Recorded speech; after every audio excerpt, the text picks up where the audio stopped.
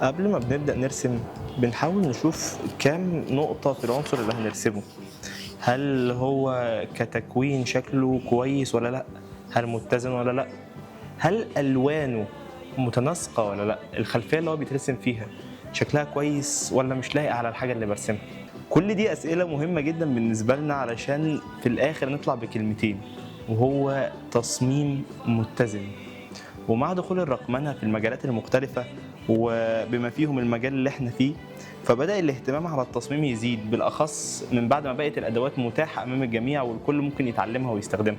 واللي يعنينا من الموضوع ده إن القسم الخاص أو قسم كريدت عاملين شغل جميل فيما يخص مشروعهم الأخير، تصميم المجلة وتصميم البوستر. فمن غير ما أطول على حضراتكم خلينا نتفرج على الشغل بتاعهم.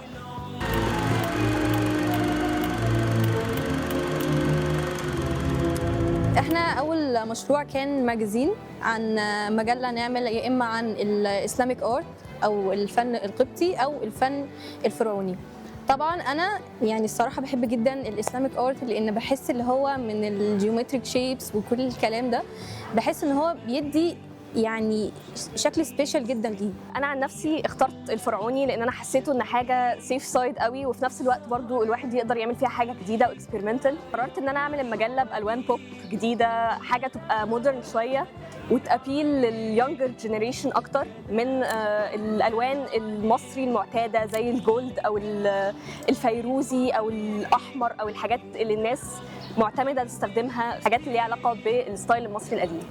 في الاول كنت ابتديت افكر في الكونسيبت بتاع المجازين. حسيت ان هو ممكن الاحسن ان انا اقسم المجازين لثلاث اقسام، وكل قسم فيهم بيتكلم عن فرعون معين او حد معين من الفراعنه القدماء المهمين، واولهم كان اسمه ايه ده، توت عنخ امون.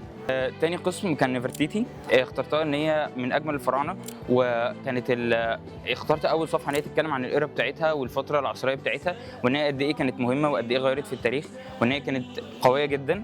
ثالث صفحه او ثالث قسم اخترت ان هو يبقى اخناتون، واخترت ان هو يتكلم عن برضو قد ايه هو قوي وقد ايه هو اثر في التاريخ. والقسم الثاني اخترت ان هو برضو اشرح فيه ان الشعب بتاعه غير من شكله وغير من ملامحه عامه لاسباب مختلفه يعني. حبيت ان انا اتكلم اكتر في المجله بتاعتي عن الاسلاميك ارت، عشان كده قررت ان انا اروح مسجد محمد علي بنفسي، وحتى صورت كل حاجه وكل حاجه انا عاملاها في المجله من الاول للاخر. وعملت فوكس كمان اكتر عن الرخام بتاع الالاباستر.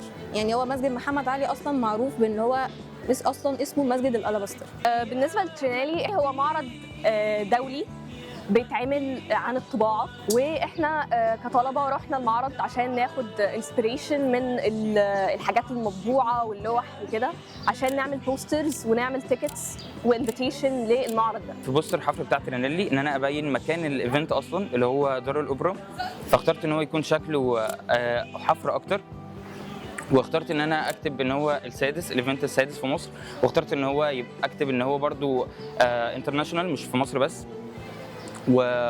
والتيكت برضو نفس الحوار، خدت نفس الفكره بتاعت الترينالي ان هو المكان اللي اتعمل فيه الايفنت اللي هو دار الاوبرا، وان انا اخليه بشكل حفره اكتر.